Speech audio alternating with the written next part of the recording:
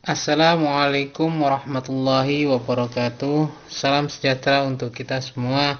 Semoga Tuhan Yang Maha Esa selalu melindungi kita dan memberkahi kesehatan kepada kita semua, serta semangat untuk terus belajar. Pada pertemuan kali ini dalam mata kuliah pemeriksaan akuntansi 1, bahasannya adalah mengenai pemeriksaan kas dan setara kas. Kita akan membedah terkait dengan bagaimana cara melakukan audit pada kas dan setara kas. Kaitannya dengan kas, ini ada dua, kas dan bank. Apa itu kas? Kas merupakan alat pembayaran yang siap dan bebas dipergunakan untuk membiayai kegiatan umum perusahaan. Sehingga segala hal yang berhubungan dengan alat pembayaran yang siap dan bebas dipergunakan untuk membiayai kegiatan umum perusahaan itu masuk dalam definisi kas. Biasanya dalam hal ini lebih kepada kas tunai yang ada di perusahaan. Sedangkan bank dimaknai sebagai sisa rekening giro perusahaan yang dapat dipergunakan secara bebas untuk membiayai kegiatan umum perusahaan. Perbedaan antara kas dan bank di sini sebenarnya kalau kita lihat dari definisinya adalah penempatan saja. Kalau kas biasanya kebanyakan berada dalam internal perusahaan, ada dalam ruang lingkup perusahaan itu sendiri. Sedangkan kalau bank itu merupakan rekening giro, kas perusahaan yang ditempatkan di bank. Tapi persamaannya adalah sama, sebagai alat pembayaran yang siap dipergunakan untuk kegiatan operasional perusahaan. Mengenai kas, itu terdiri dari saldo kas yang berada di perusahaan dan rekening giro. Ini biasanya untuk saldo kas kita akan melakukan yang namanya cash of name. Akan menghitung saldo kasnya sama dengan yang tercatat di perusahaan atau tidak. Misal katakanlah ada saldo tercatatnya 10 juta. Nah, 10 juta tersebut itu terdiri dari uang rupiah atau mata uang pecahan apa saja. Sedangkan untuk rekening gironya itu biasanya kita akan melakukan rekonsiliasi bank. Apakah dana yang tercatat oleh perusahaan itu juga tercatat di rekening giro. Begitu juga sebaliknya. Apakah yang ada dalam rekening giro tersebut itu sudah tercatat dalam rekening perusahaan.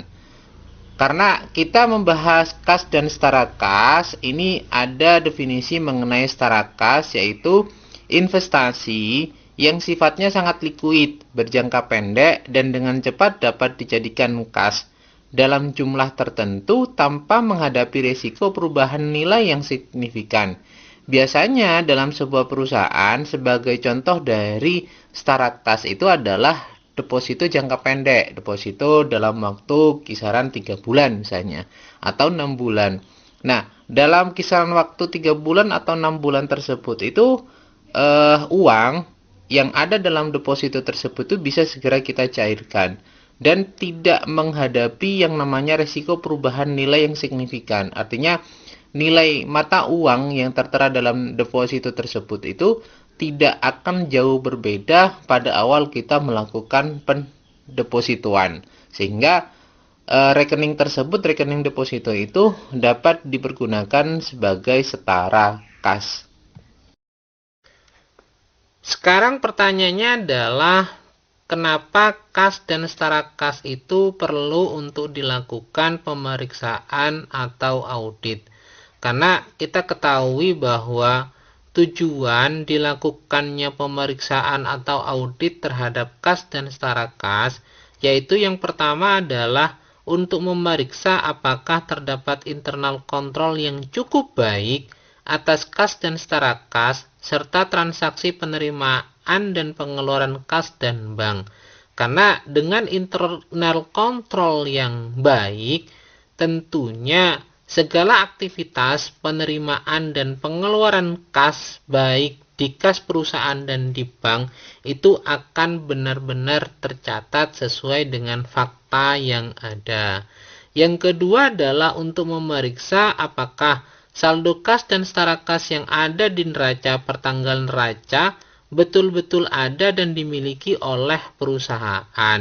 Ini biasanya pada awal pemeriksaan, pihak auditor akan melakukan case of name untuk mengetahui apakah saldo yang tercatat di neraca itu sama besarnya dengan saldo kas yang ada di perusahaan.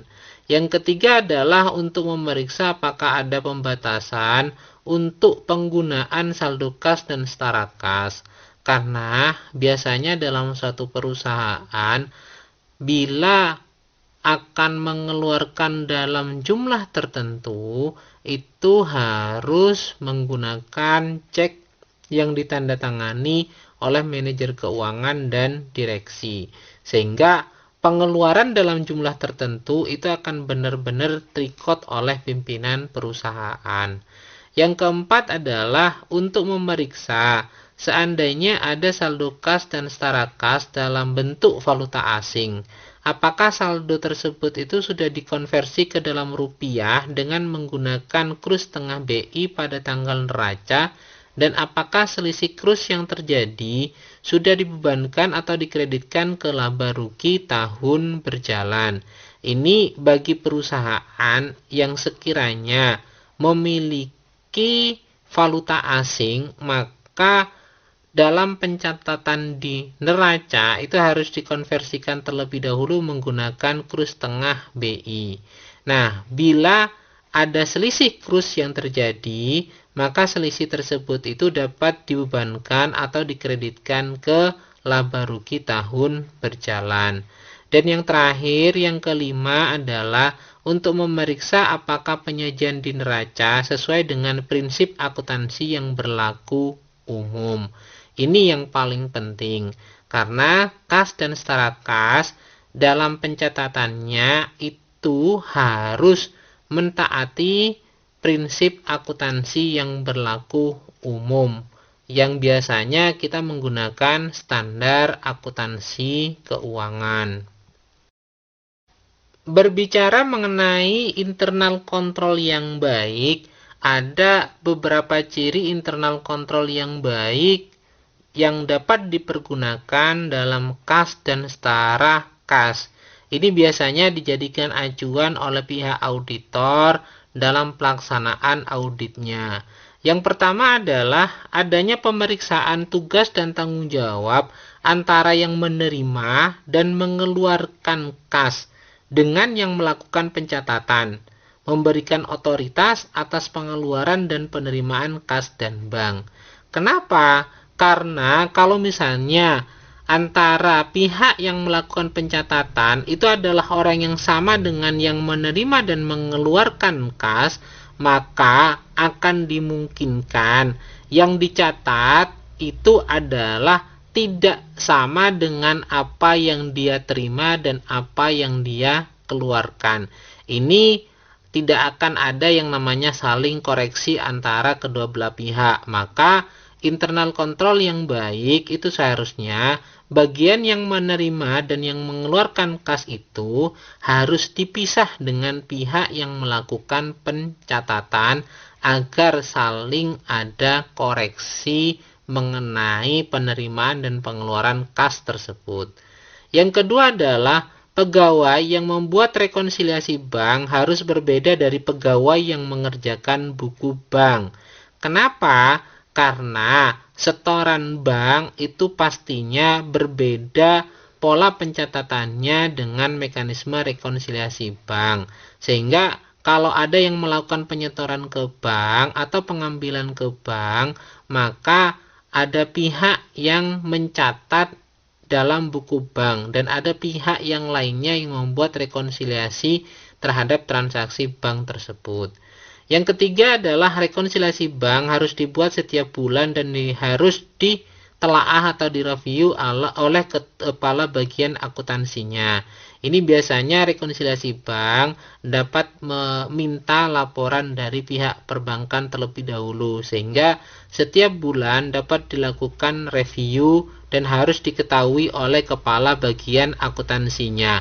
Yang keempat adalah digunakannya Impress Fund System untuk mengelola kas kecil. Kenapa? Karena dalam metode Impress Fund System ini kita akan dikunci saldo akhirnya. Misal katakanlah saldo akhirnya 5 juta atau saldo kas kecilnya itu 5 juta, maka saldo kas dalam kas kecil itu tidak akan pernah berubah. Walaupun transaksi yang dilakukan itu berbeda-beda, sehingga kita akan mudah untuk melakukan yang namanya cash of name pada saat awal pelaksanaan audit.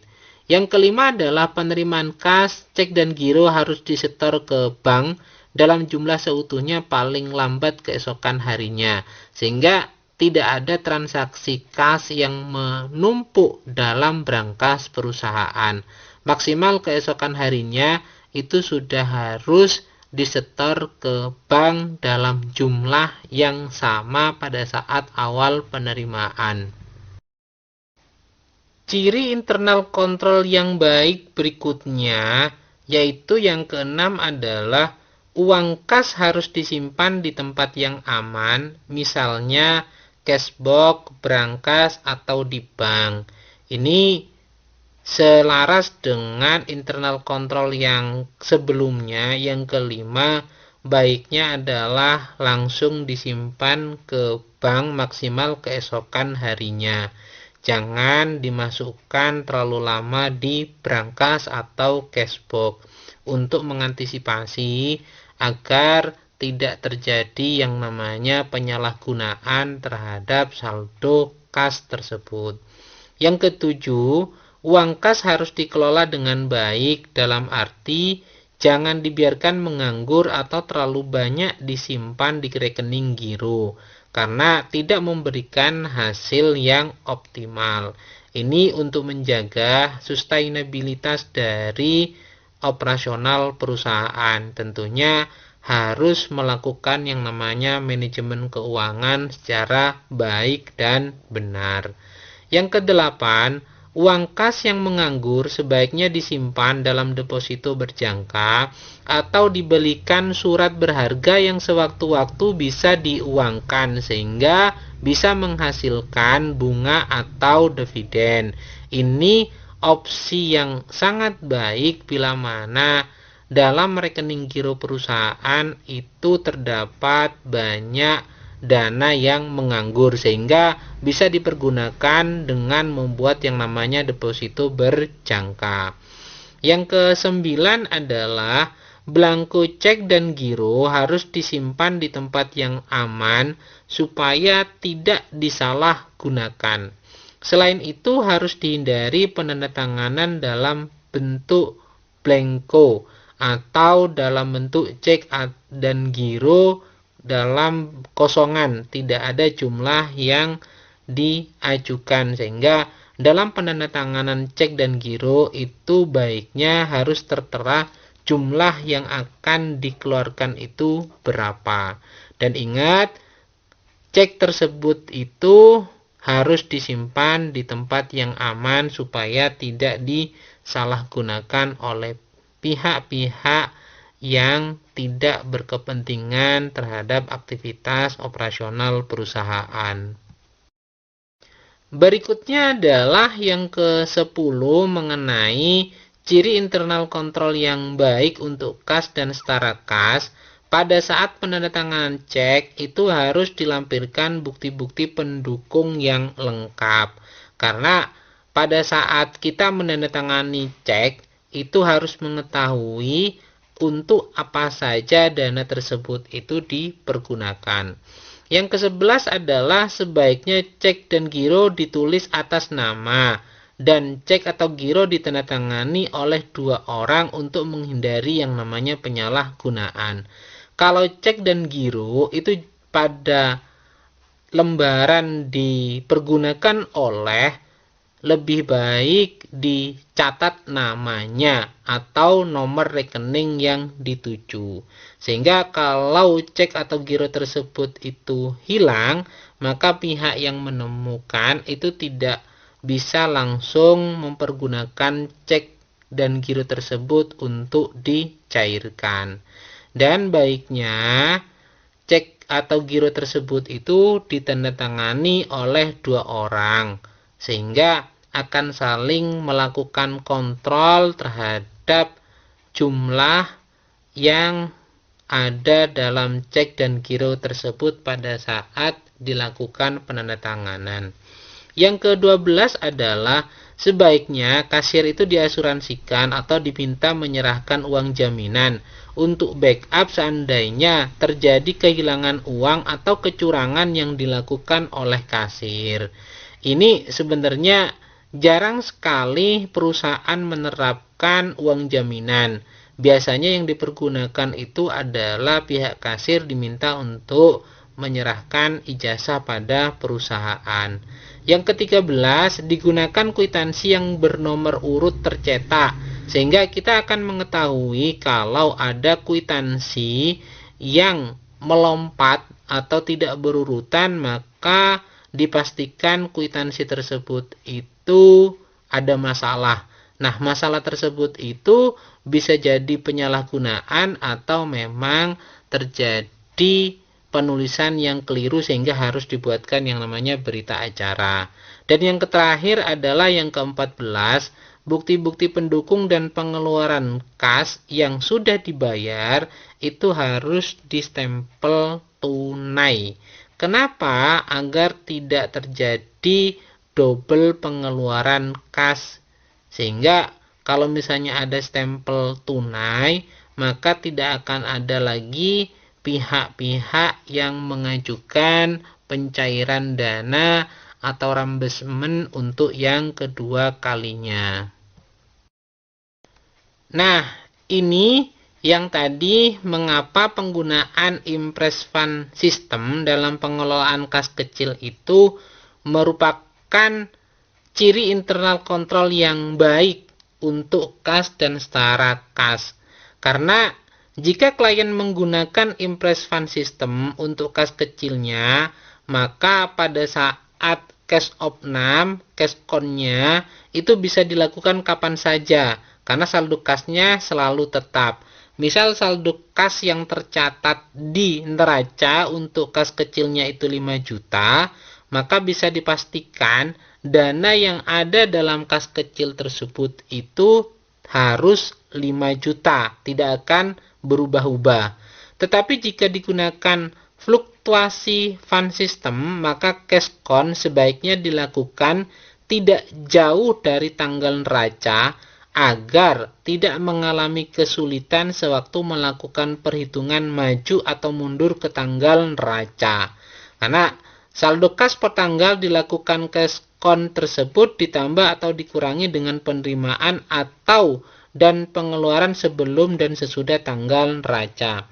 Kita ketahui bahwa pada saat melakukan cash opnam, terutama dalam fluctuating fund system ini, maka harus dilakukan yang namanya waktu cut off terlebih dahulu. Nah, pada saat cut off tersebut, berapa sih saldo tercatatnya dan berapa kas yang harus ada dalam brankas perusahaan. Maka transaksi sebelum dan sesudah cut off tersebut itu harus diperhitungkan agar kita dapat mengetahui bahwa saldo per neraca tanggal 31 Desember itu jumlahnya sesuai dengan kas yang ada di perusahaan pada saat dilakukan cash opnam. Itu kesulitan dari yang namanya fluctuating fund system, sehingga mensyaratkan lebih baik menggunakan impress fund system dalam pengelolaan kas kecilnya. Mengenai prinsip akuntansi yang berlaku umum dalam penyajian kas dan setara kas di neraca, ada beberapa hal yang harus kita pahami. Yang pertama adalah kas dan setara kas disajikan di neraca sebagai harta atau aset lancar. Ketentuan pertama ini memiliki dua arti, di mana kas dan setara kas itu disajikan di neraca, bukan pada laporan laba rugi, tapi disajikan di neraca atau posisi keuangan. Yang kedua, pada neraca tersebut, kas dan setara kas itu harus masuk dalam kelompok aset lancar. Nah, poin berikutnya dalam prinsip akuntansi yang berlaku umum yaitu yang kedua, kas dan setara kas yang penggunaannya dibatasi dapat dimasukkan dalam aktivitas lancar hanya jika pembatasan tersebut itu dilakukan untuk menyisihkan dana untuk melunasi kewajiban jangka pendek atau jika pembatasan tersebut hanya berlaku selama 1 tahun. Semisal kita memiliki saldo rekening kas sebanyak 1,5 M. Nah, yang dipergunakan untuk operasional itu hanya 500 juta. Sedangkan yang 1 M-nya dalam hal penggunaannya dibatasi. Niatnya adalah untuk melakukan pembayaran kewajiban jangka pendek. Atau pembatasan tersebut itu tidak lebih dari 1 tahun. Maka saldo tersebut itu dapat dimasukkan dalam aset lancar.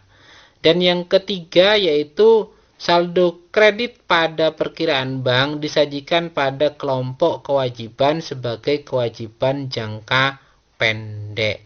Karena ketika kita ketahui bahwa kas itu kadang diterima dari bank, maka saldo kredit tersebut dalam perkiraan bank dapat disajikan pada kelompok kewajiban jangka pendek. Dan yang terakhir dalam prinsip akuntansi yang berlaku umum yaitu saldo kredit dan debit rekening giro pada bank yang sama dapat digabung dan disajikan pada neraca sebagai satu kesatuan.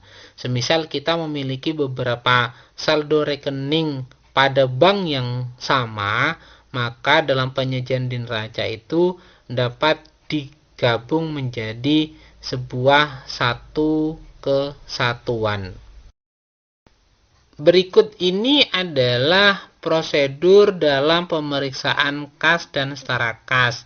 Yang pertama adalah pahami dan evaluasi internal kontrol atas kas dan setara kas serta transaksi penerimaan dan pengeluaran kas dan bank.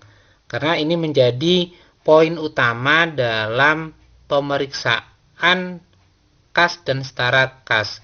Yang kedua, buat top schedule kas dan setara kas per tanggal neraca. Penambahan mutasi akan diperiksa kemudian apakah ada hal-hal di luar kebiasaan atau tidak. Kita buatkan yang namanya top schedule mengenai kas dan setara kas itu pada tanggal neraca untuk mengetahui transaksi apa saja yang terjadi atau berhubungan dengan pemasukan dan pengeluaran kas. Dan yang ketiga, lakukan cash count, perhitungan fisik uang kas per tanggal neraca. Bisa juga sebelum atau sesudah tanggal neraca kalau pelaksanaan auditnya ini melebihi dari tanggal 31 Desember.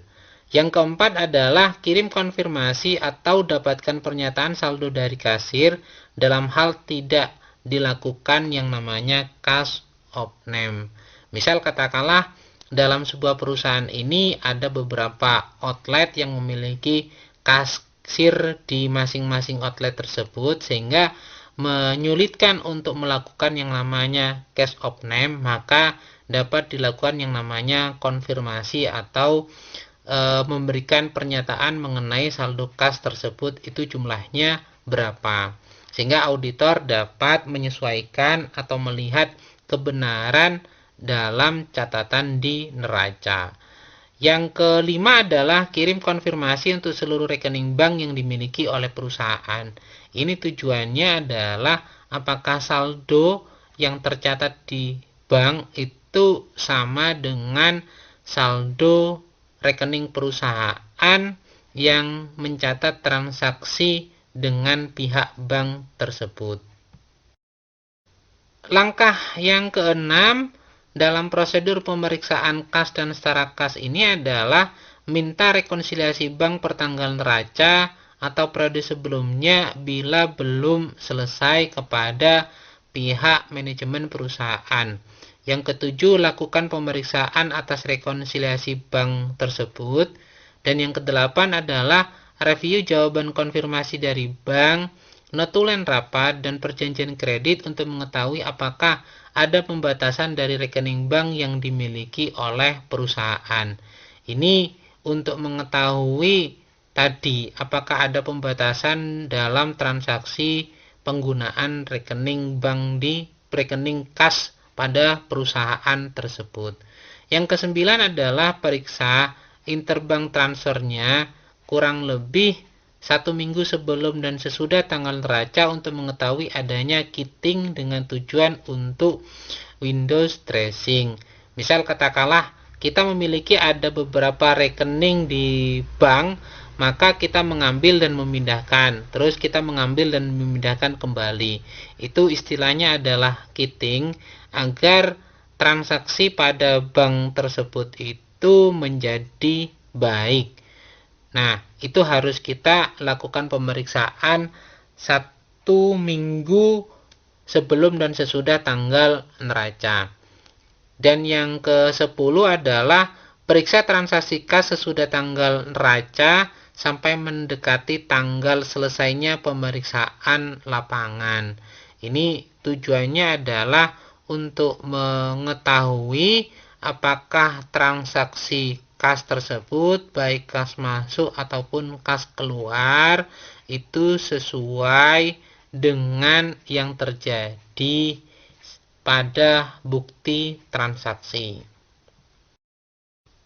Prosedur berikutnya yang ke-11 adalah seandainya ada saldo kas dan setara kas dalam mata uang asing atau valuta asing pertanggal neraca, periksa apakah saldo tersebut itu sudah dikonversi ke dalam rupiah dengan menggunakan kurs tengah BI pada tanggal neraca, dan apakah selisih kurs yang terjadi sudah dibebankan atau dikreditkan pada laba rugi berjalan.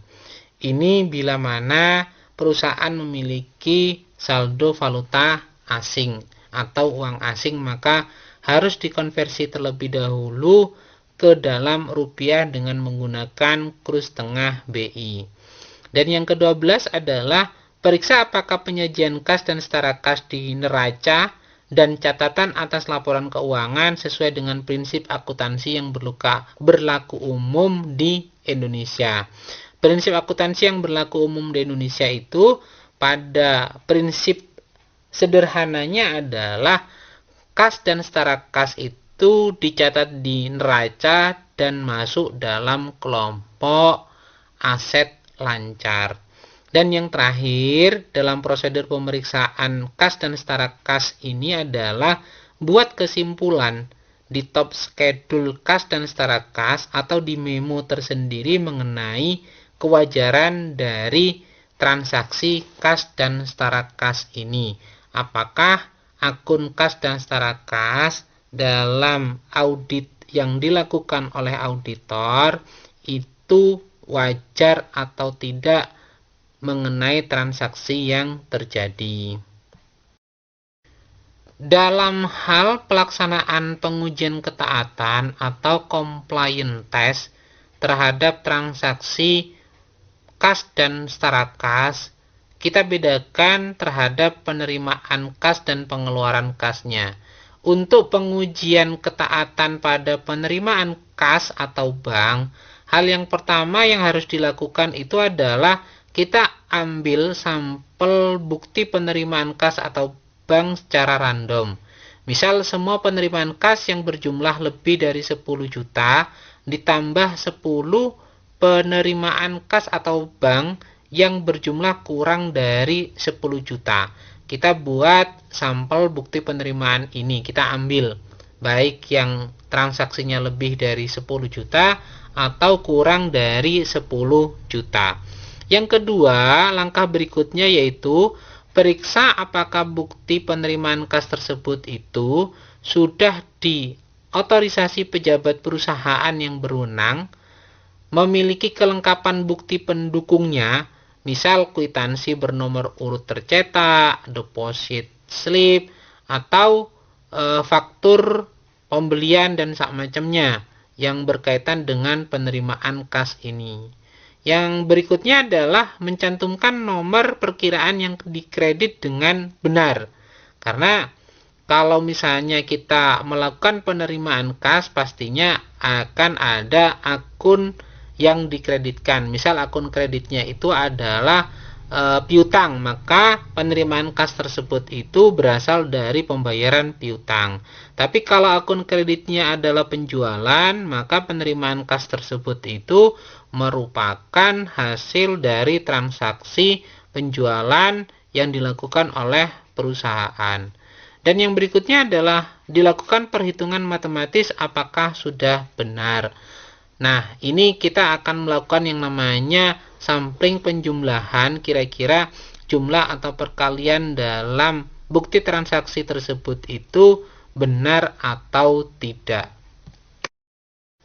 Langkah berikutnya dalam pengujian ketaatan ini atau compliance test itu adalah periksa apakah posting ke buku besar untuk penjualan tunai dan piutang untuk pelunasan piutang serta buku besar penjualan sudah dilakukan dengan benar. Begitu juga posting ke sub buku besar piutang. Ini untuk kita ketahui apakah penjurnalan yang dilakukan setelahnya dilakukan posting ke buku besar itu sesuai dengan akun yang dimaksud atau tidak. Dan yang terakhir adalah yang keempat, membuat yang namanya kesimpulan mengenai hasil compliance test ini. Apakah transaksi penerimaan kas tersebut itu taat terhadap ketentuan atau tidak. Maka kita dapat membuat yang namanya kesimpulan mengenai hasil compliance test tersebut. Tahapan mengenai pelaksanaan compliance test untuk pengeluaran kas. Yang pertama yaitu kita mengambil sampel bukti pengeluaran kas atau bank secara random juga. Baik itu pengeluaran kas yang misalnya jumlahnya lebih dari 5 juta. Terus juga kita akan mengambil transaksi pengeluaran kas yang jumlahnya kurang dari 5 juta. Nah, sampel bukti pengeluaran tersebut selanjutnya kita periksa apakah sudah diotorisasi pejabat perusahaan yang berwenang atau tidak. Memiliki kelengkapan bukti pendukungnya, misalnya PO, invoice, kwitansi dari supplier, dan lain-lainnya yang menjadi bukti pendukung terhadap pengeluaran kas tersebut. Dan yang selanjutnya adalah kita periksa apakah telah mencantumkan nomor perkiraan yang didebet dengan benar. Karena bukti atau nomor akun yang didebet tersebut akan kita ketahui dana tersebut dipergunakan untuk apa. Misalnya akun debitnya adalah akun gaji, maka kita ketahui bahwa pengeluaran kas tersebut itu dipergunakan untuk pembayaran gaji. Selanjutnya kita coba lakukan perhitungan secara matematis apakah dalam bukti pengeluaran tersebut itu baik pengalian, penjumlahan, pengurangan, pembagian itu sudah benar atau tidak. Tahapan berikutnya itu adalah kita lihat apakah transaksi tersebut itu telah diposting ke buku besar dan sub buku besar lainnya sesuai dengan akun yang ada yang telah ditentukan pada saat penjurnalan atau belum. Kalau misalnya sudah tepat, maka ini sudah selaras dengan penjurnalan yang telah dilakukan. Sehingga tahapan terakhir yang keempat itu adalah menarik kesimpulan mengenai hasil dari pelaksanaan compliance test ini mengenai pengeluaran kas atau bank tersebut. Apakah transaksi pengeluaran kas atau bank tersebut itu telah wajar dalam ketaatan pelaksanaannya. Mungkin itu terlebih dahulu yang dapat saya sampaikan. Bila ada hal yang perlu didiskusikan, monggo silakan ajukan pertanyaan. Bila ada hal yang kurang berkenan, saya mohon maaf. Saya akhiri, wabillahi taufik wal hidayah. Wassalamualaikum warahmatullahi wabarakatuh. Jangan lupa untuk tetap mentaati protokol kesehatan. Terima kasih.